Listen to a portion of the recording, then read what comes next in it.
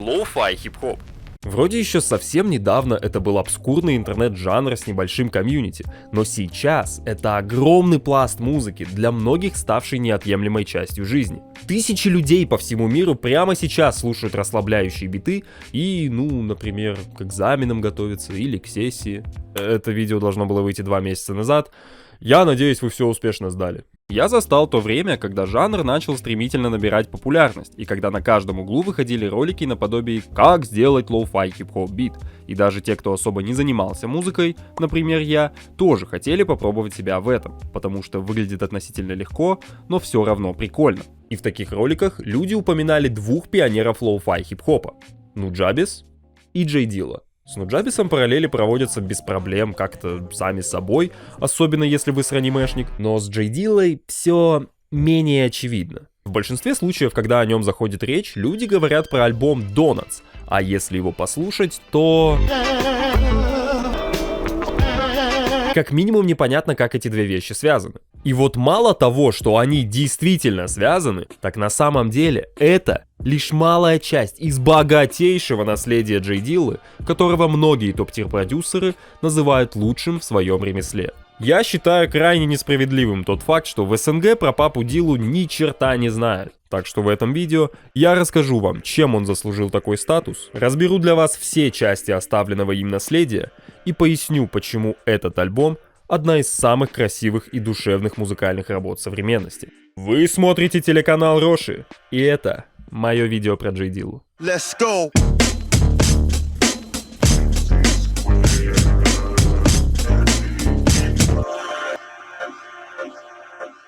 Джеймс Дьюит Янси родился в Детройте, и как только он появился на свет, его отец, чтобы успокоить плач новорожденного ребенка, играл на пузе маленького J Dilla'ы, как на басу. Представьте, что вот это ребенок и...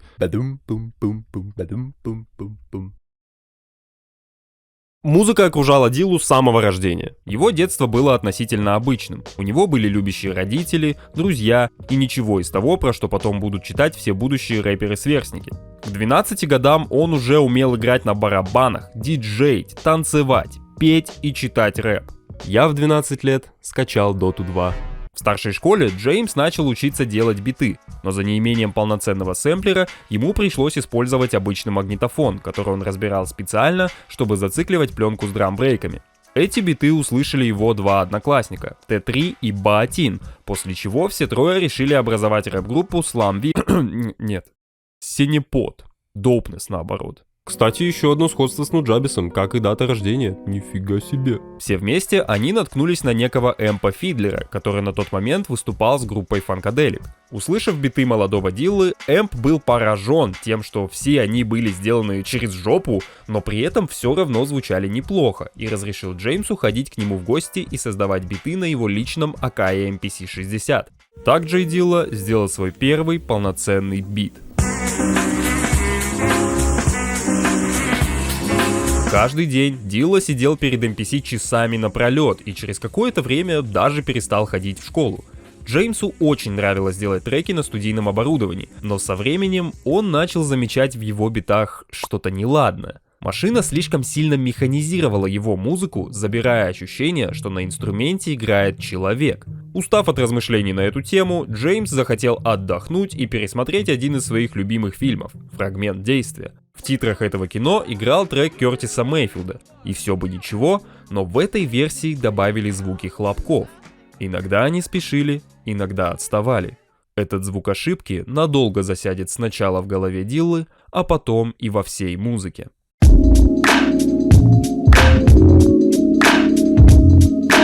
94 год. Эмп встречает на концерте Funkadelic лидера группы Tribe Called Quest, Q-Типа, и хочет, чтобы тот познакомился с молодым многообещающим битмейкером. И вот так просто Дилла знакомится с одной из самых знаковых и ключевых фигур в хип-хопе. В это легко поверить, если учитывать, что на то время битмейкеров было достаточно мало, тем более таких, которых можно назвать крутыми. Это сейчас у каждого третьего есть своя группа ВКонтакте с битами, которые звучат, как будто их написала нейросеть. Смотрите, что я сделал недавно. J Dilla знакомится со своим главным вдохновителем, и перед ним распахивается множество дверей. Q-Tip направил Джеймса на группу The Far Side, чтобы он спродюсировал несколько треков для их нового альбома. И трек Runnin' станет первым большим успехом Диллы.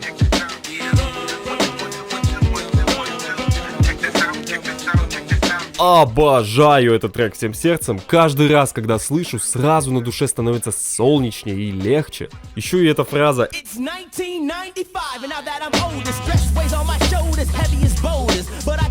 Ты ее слышишь и мгновенно испытываешь ностальгию по тому времени.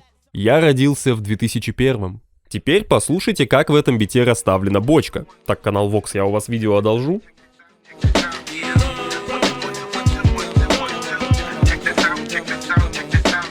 Эти неровности – результат того, что Дилла сыграл кик вживую и не выровнял его. Большинство битмейкеров пользовались квантизацией, фичей, встроенной в драм-машины, которая позволяла выравнивать инструменты ровно по сетке, так же, как это сейчас делается в любом современном музыкальном софте. Но Дилла частично отказался от этого и на период того времени почти не пользовался квантизацией.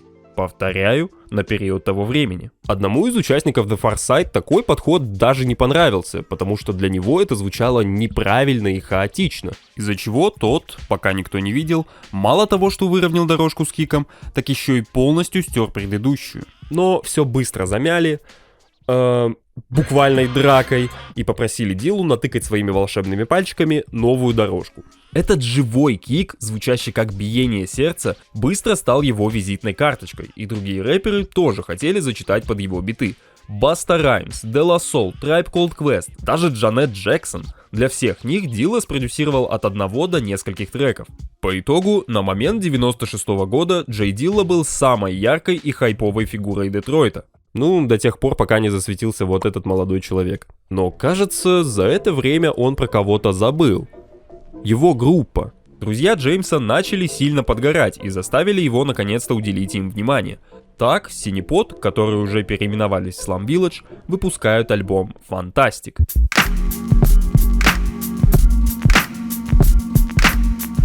На первый взгляд, предельно обычный и даже скучноватый хип-хоп, но на микроуровне здесь происходят сложные химические реакции, которые поражают, стоит только начать обращать внимание. Барабанщик группы The Roots с псевдонимом Questlove обратил и был поражен настолько, что полностью пересмотрел свой подход к игре на барабанах. Сначала ему показалось, что Дилла не умеет играть, но постепенно он начал понимать, что не умеет играть он очень умело, что по итогу создает ни на что не похожий грув. Игра Диллы на драм-машине звучала живее, чем у живого барабанщика. Все это из-за того, что Джей Ди пропитал свой альбом той самой идеей небольшой неправильности, которую он подхватил в фильме, когда услышал кривые хлопки. И насколько бы это ни казалось незначительной мелочью, это полностью меняет само ощущение от музыки. У нее просто другой кач, который на тот момент был совершенно новым для жанра. И как небольшой бонус, на альбоме был один трек со звуком, который отличается от всего, что я сказал выше, но который можно услышать и по сей день.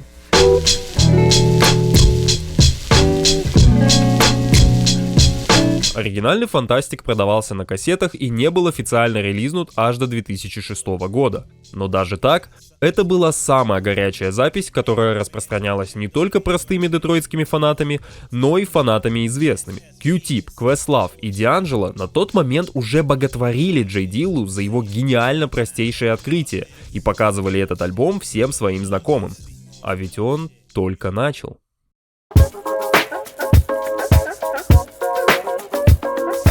Забавно, но все эти великие вещи, которыми Джей Дилла тогда прославился, были сделаны на чужом оборудовании. Сначала это был чужой MPC-60, затем чужой SP-1200. Лишь спустя пару лет Джеймс решает приобрести свою собственную драм-машину MPC-3000.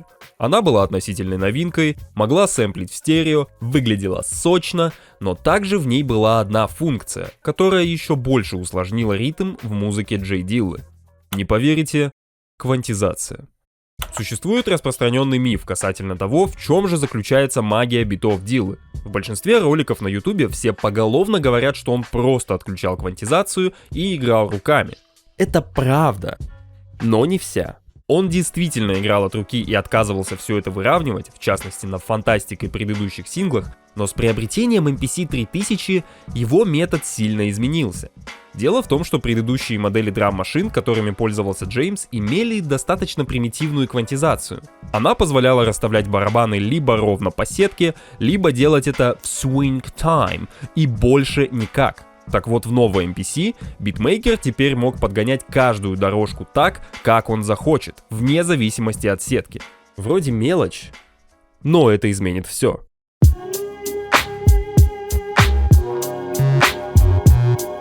В 1998 году Slum Village заканчивает запись Fantastic Wall 2, полностью сделанный на MPC 3000.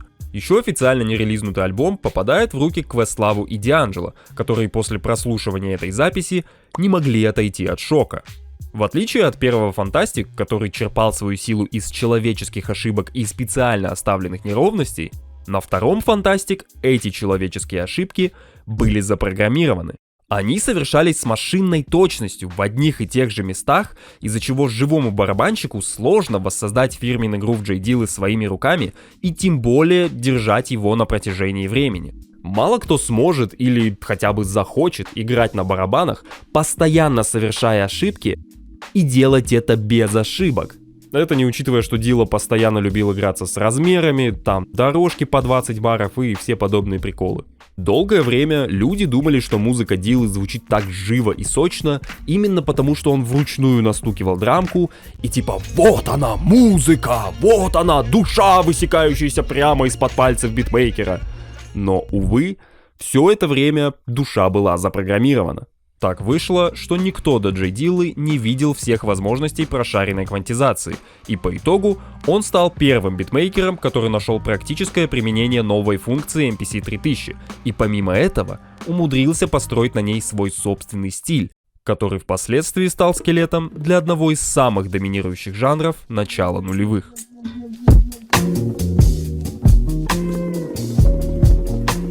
Изначальная концепция нео-соула заключалась в объединении соул-музыки с каким-то новым и, главное, интересным направлением. Например, сначала это был фьюжн с эйсид джазом, затем туда начали интегрироваться хип-хоп биты, и ближе к началу нулевых интересным и новым был Джей Дилла. Это D'Angelo, один из тех немногих, кто начал проводить небольшую трансформацию в жанре, которая выведет его на уровень мейнстрима. В 1995 году у него выходит альбом Brown Sugar. Хорошая вещь с большим коммерческим успехом, но самому D'Angelo не нравилось то, что перкуссия на нем звучала слишком роботизированно. Вроде бы все должно было быть как можно более сочным, но современное оборудование лишало музыку эдакой человеческой прифанкованности, и он просто не знал, что с этим делать. До тех пор, пока Q-Tip не показал ему Fantastic. Это было оно. Вместе с Questlove они начали пытаться вживую воссоздать грув Диллы и на полном серьезе разбирали каждый трек прадеда Lo-Fi Chill Beats to Study. Их репетиции проходили в Electric Lady, студии, основанной Джимми Хендриксом, где также записывался Стиви Вандер, который, естественно, служил полярной звездой для наших героев. Со временем на студии начали появляться другие музыканты. Рэпер Common, нео-соул дива Эрука Баду, Mos Def, Талиб Квелли, несколько других ноунеймов, извините. И, наконец, к ним присоединился сам Джей Дилла. Во время репетиции D'Angelo, Дилла, Questlove и Джеймс Познер узнают, что все они по знаку зодиака Водолеи, Aquarians. В шутку они начали называть себя Soulquarians, но то, какое влияние этот духовный коллектив окажет на музыку, уже не шутка. В течение нескольких лет они будут джемить друг с другом в одной комнате и записывать материал, который окажется на нескольких знаковых альбомах нулевых, 3 из которых обрели платиновый статус. Каждый из них был по-своему уникален, но при этом все они держались на одном фундаменте – на груве Диллы.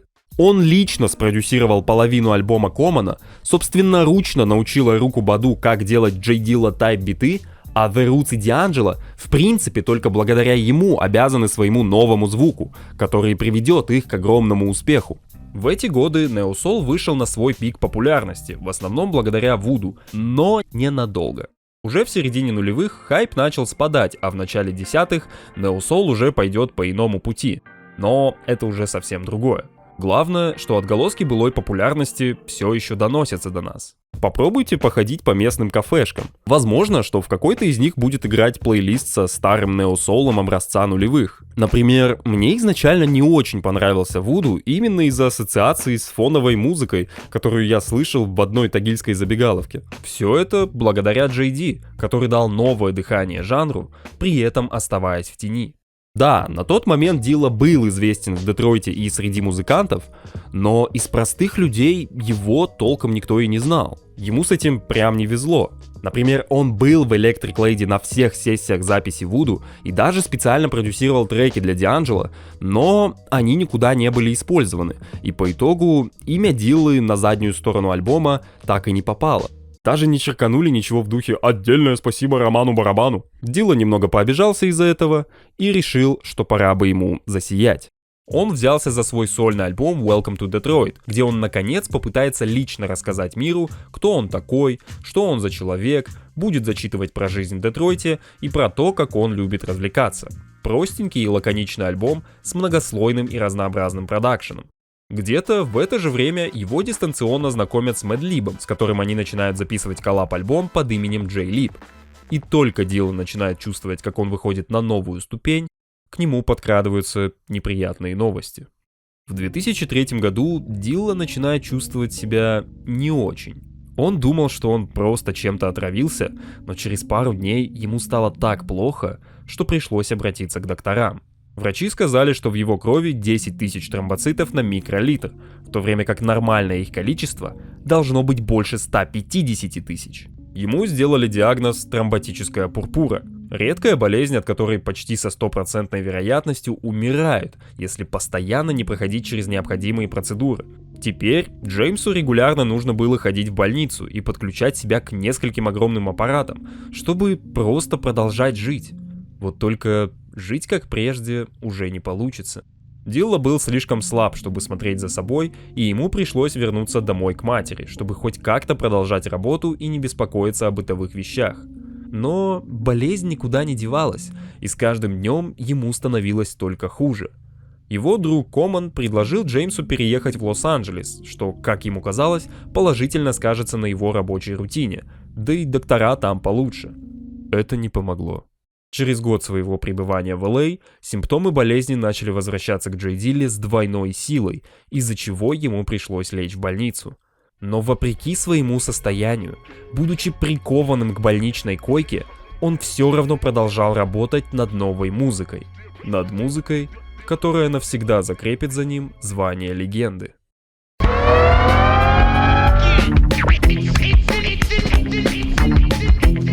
Donuts заметно отличается от предыдущих работ Джей Диллы. Вместо теплых нео-соул битов, где создавалось пространство для того, чтобы мог зачитывать МС, здесь были маленькие композиции, идущие по минуте, постоянно бегающие из стороны в сторону, где происходит столько всего, что при первом прослушивании сложно вообще уловить нить и понять, что ты слушаешь. Что это? Что сейчас играет? Каждый трек — это настоящая хрестоматия сэмплирования. Повторяющиеся вокальные сэмплы, фирменный гудок Диллы раскиданы по всему альбому, смены темпа. Альбом пронизан огромным количеством подобных маленьких приколов, из-за которых он просто кричит самобытностью. Дилла здесь чуть ли не хвастался своими способностями. Взять моменты, когда он специально дает нам послушать неизмененный сэмпл, чтобы затем удивить всех тем, как он сможет превратить это во что-то исключительно свое.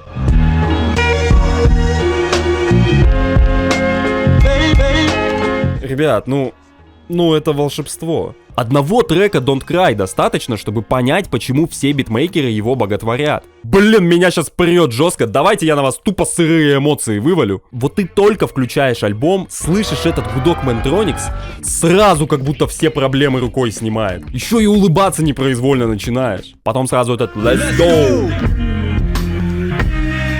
Стаб — это вообще какое-то благословение. Столько эмоций в этом треке. А когда начинается гитара, ну просто до слез. И все это на сэмплах Йоколэмэне. А потом People. Мэш у меня ассоциируется с походами в супермаркет. Охренительный сэмпл, боже. А потом...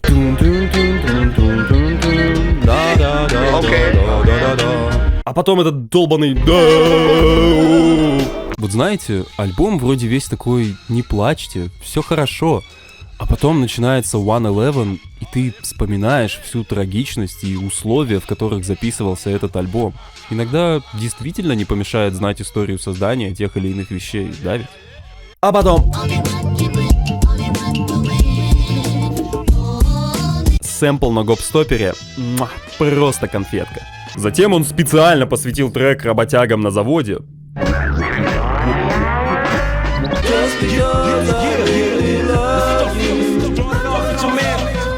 На хай я просто обожаю момент со сменой темпа.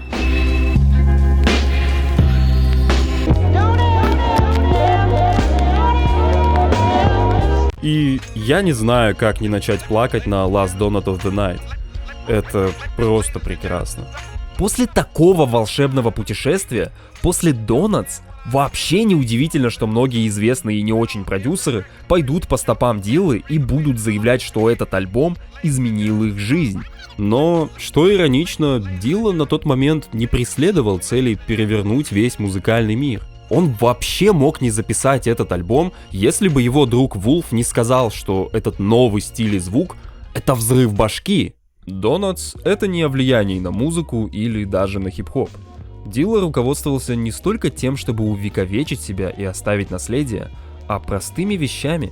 Сказать своему брату, чтобы он попробовал исполнить свою мечту с помощью сэмпла Джонни Do It. Сказать своей семье и слушателям, чтобы они не оплакивали его, и чтобы мы продолжали двигаться дальше. Donuts даже так назван был не потому, что это какая-то метафора на биты или что альбом цикличен, а потому что Дилле нравились пончики. По сравнению с этими изящно простыми человеческими вещами, влияние и наследие кажутся такой мелочью. Спустя 3 дня после выхода Donuts и после своего дня рождения у себя дома Джеймс Дьюит Янси умирает. Но биение его сердца до сих пор так и не утихло. Я даже перечислять не буду тех музыкантов, на которых Дилла в той или иной степени повлиял. Это весь хип-хоп. Как, такой небольшой пример, однажды в 2015 году вышел один альбом, где собрались люди, на которых Дилла в той или иной степени оказал влияние, и наделили этот самый альбом его пульсом. To Pimp a Butterfly. Топ-1 альбом всех... Идеи Диллы теперь были везде. Офф-тайм хлопки, жирные басы, взятые будто из электронной музыки. В конце концов, теперь благодаря компьютерам каждый мог манипулировать временем, как он. Flying Lotus, например, вообще изначально был чуть ли не наглой копиркой Диллы. Вот, пожалуйста.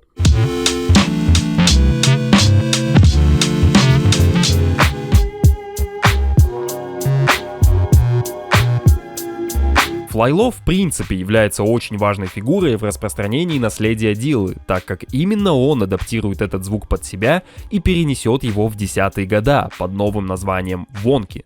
А где Flying Lotus начнет свою карьеру? Там же, где и имя Джей Диллы начнет обретать свою известность.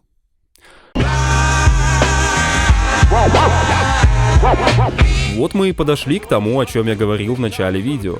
Лоу-фай хип-хоп. В России об этом мало кто знает, но до момента, когда жанр обрел это имя, люди называли подобные биты Adult Swim Type Music, потому что они играли в так называемых бампах, которые вставляют между рекламой и началом передачи. Так вот, эти бампы — это просто сокровища.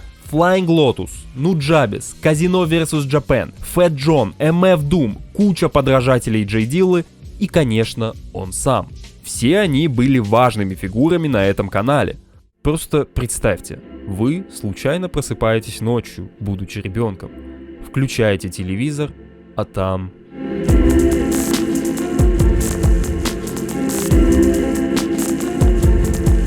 Подобные маленькие моменты отпечатываются на всю жизнь. Затем эти дети подрастают и, вдохновившись этой самой музыкой из детства, начинают творить свою похожую культуру, только в интернете и немного под другим углом. Вот таким незамысловатым образом и появится уже знакомый нам лоу-фай хип-хоп. По крайней мере, это моя несерьезная теория, потому что конкретно в этом я особо не разбирался. Но звучит вроде прикольно, не? Как я уже говорил, Дилла не был шибко известен при жизни. У него было огромное количество бутлегов на кассетах, которые распространялись по улицам Детройта. Он был богом для многих музыкантов, но большую часть своей жизни он оставался в тени, даже если и не хотел этого. И Adult Swim стал тем местом, которое начало распространять наследие Диллы по всему миру. Джей Дилла — это как волшебник, который своими пальцами создавал заклинания из битов и сэмплов, заставляя нас качать головой в такт его музыки. Он словно птица, которая свободно парит в небе, но внезапно погружается вниз, увлекая нас за собой в мир глубоких басов и мелодичных синтезаторов. Его музыка как лекарство, которое помогает нам забыть о повседневных проблемах и окунуться в мир битов и ритмов. Этот текст был написан нейросетью. Я желаю вам найти то самое заветное дело, которое вы будете любить всем сердцем и дорожить им до самого конца. Ведь друзья Диллы восхищались даже не столько его способностям, тому, как быстро он мог делать шикарные биты, а тому, что когда он их делал, с его лица не сходила улыбка. Я доделал. Большущее вам спасибо за просмотр и огромнейшее спасибо выражаю вам. Мотя Скуфин, Сплэттер, Доп Бир, Янгбрак 228, Базальтовый мрамор, Анал Мастер и Илья Филинов. Где-то через пару дней после того, как я залью это видео, я буду проводить караоке-стрим на Твиче. Это звучит как полная жесть, поэтому приходите, подписывайтесь на Twitch, будет супер весело, я обещаю, потому что в прошлый раз было охренительно, если честно. Никакие обещания и планы я вам рассекречивать не буду, что там у меня с следующими роликами будет выходить, но насчет видео про аниме, скорее всего, их сейчас будет намного меньше, чем было раньше, но они будут, просто не сейчас. Подписывайтесь на Бусти, если хотите меня поддержать, а я надеюсь, что вы хотите. Подписывайтесь также на телегу, я буду стараться как можно меньше стонать, что я не делаю видео. Какой-то ребенок стонет. В общем, большое вам спасибо за просмотр еще раз. ББ.